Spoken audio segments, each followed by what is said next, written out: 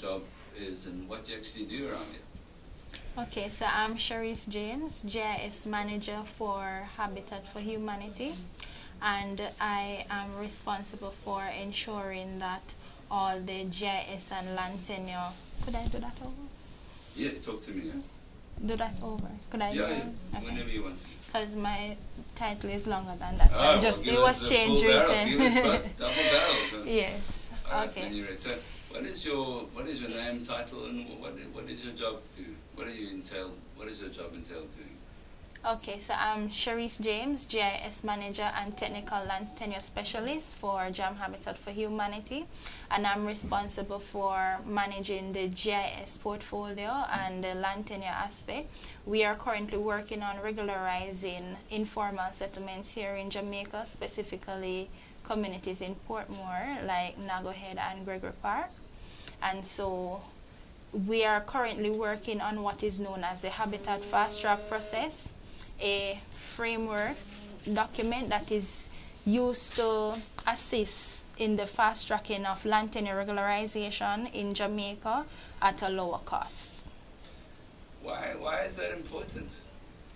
We find that with in terms of disaster risk reduction and having resilience, the vulnerable persons living in informal settlements at times are set aback in getting some form of resilience because of their lack of tenure security. And so we found that relationship, and we are seeking ways in which we can assist persons, the vulnerable persons, to achieve tenure security.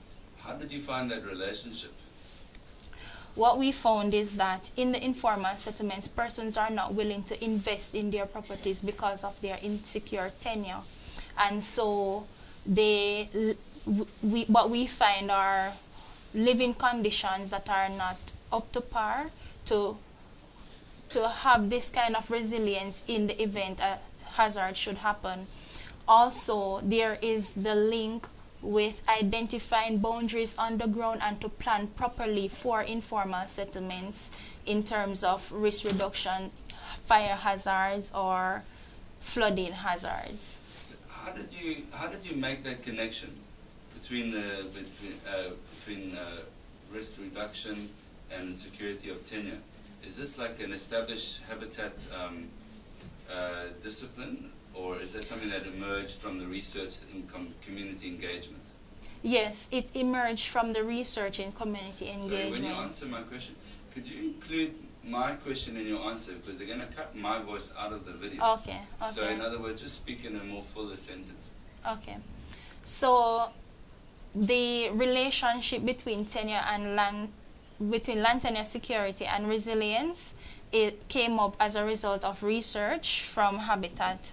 It is not something that is recognized worldwide right now, but we are bringing it to the forefront that there is a relationship between tenure security and resilience. Good. Yes. Very good. So we have the sense that they have that link now. What was it like before? What happened? And what is it like now? So when we started, we found that persons are not really aware of where to go in terms of acquiring some form of secure tenure. There were a lot of misconceptions as it relates to the laws in Jamaica and tenure security. And so what we did, we sensitized persons in this knowledge, and also we assist persons, walk them through the process of getting titles, because initially persons were just on the land without any proper lease agreement. The housing conditions, they weren't improving that because of the insecurity of tenure. And so we actually bring awareness in terms of resilience and what it means to have like resilient to hazards and so on. And what we are doing now in communities like Gregory Park is to work with not only community members but also with the government agencies and the different agencies involved in the land tenure regularization process to assist persons on the ground to increase the security of tenure. You've done this before, I think. Well done. That's very clear. So now let's go into the technical aspects, right? I understand that there is the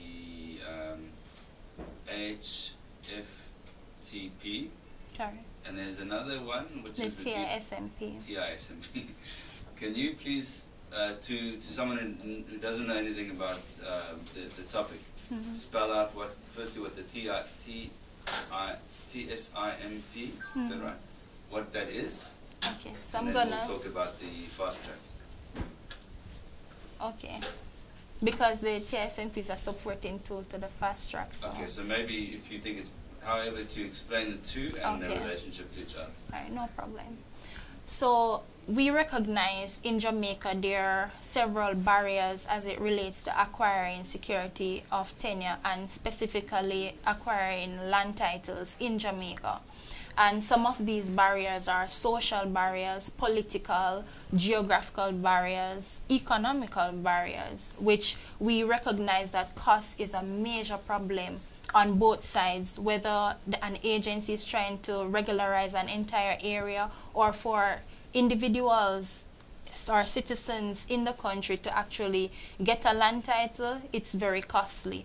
And so we have developed a framework known as the Habitat Fast Track Process, the HFTP model, to find ways in which we can fast track all these processes in Jamaica that is also affordable for persons. And as a supporting tool to the Habitat Fast Track process, we develop what is known as the Territorial Information Management System Platform, the TISMP. The TISMP is an open source GIS web-based platform that is used to host spatial data, and it's also a land management tool.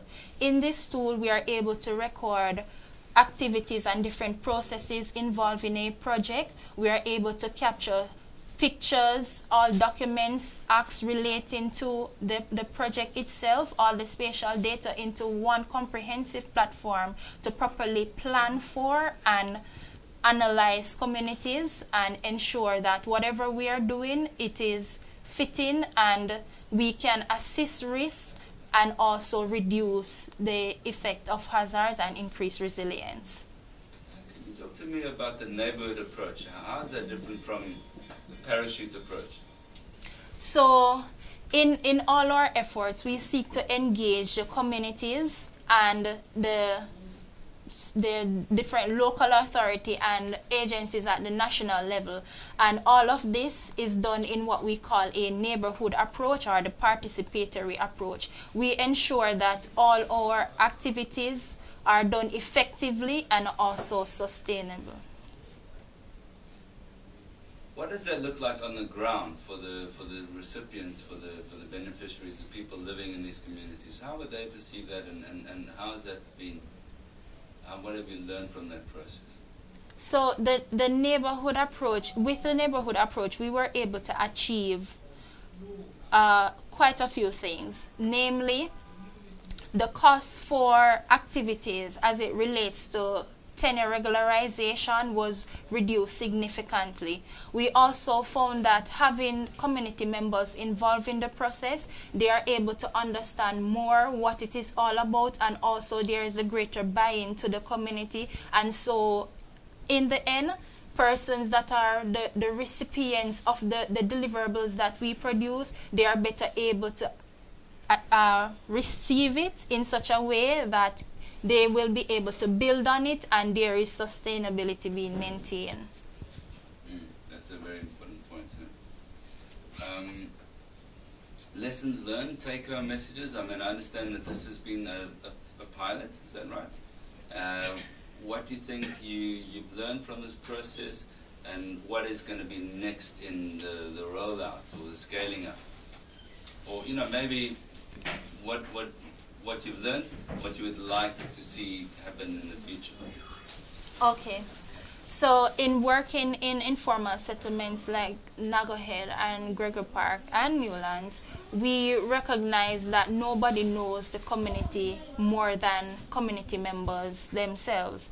And so if we're looking to regularize or formalize informal settlements in similar to areas like these, we should work along with community members in order to get it done. Also, we are looking to in building awareness, because oftentimes persons are not knowledgeable of where to go in order to make themselves more, I would say, bankable in society, because you know having a title makes you bankable, or being able to stand the different pressures of society. Working along with persons and building their awareness, building their capacities would also help investors or different NGOs or any government agency trying to develop the communities. These having the neighborhood approach would assist in that regard.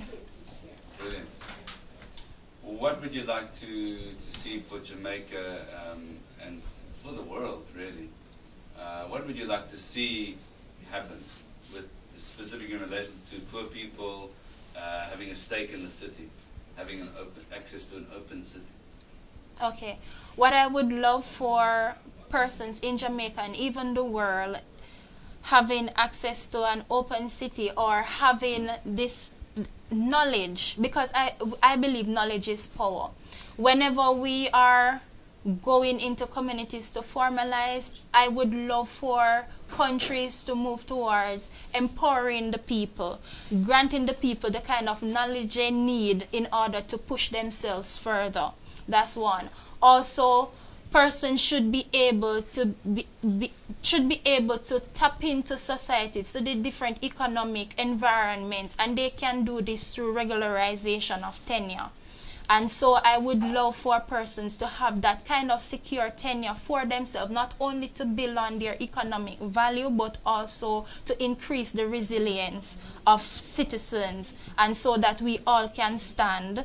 And this would also benefit the world in terms of climate change, because when we look at when persons are regularized, there is improvement in sanitation. There is improvement in other areas that we look at when we seek to achieve our sustainable goals. And so it is, I believe, countries should move towards regularizing communities, but also doing it in a neighborhood approach that is effective and sustainable. Brilliant. Well done. Thank you. Excellent. Yes. Is there anything you would like to add? Let me think about it for a second. I mean, I think we've covered the main points, and possibly what your relationship is like with the municipal authorities, the land authorities. Possibly. There is something else I would like to add. Just to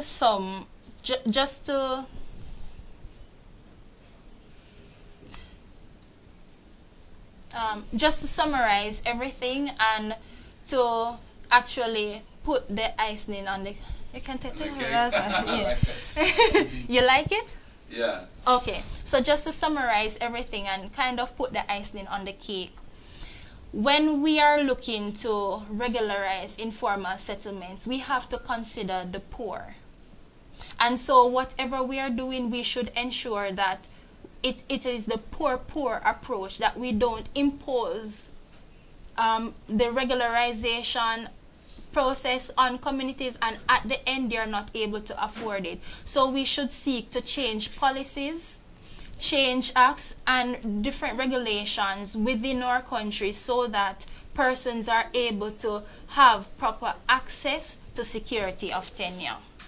Good, strong point. Yes. Very good. Now, can you please, just to finish off, can you look straight into this camera?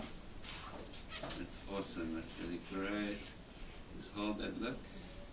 It's nice. I'm just going to do a little pan. And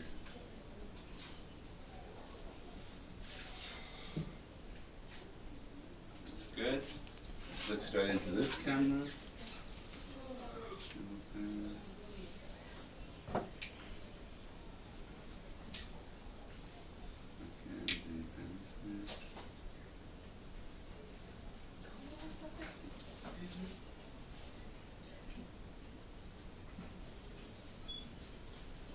hand cut.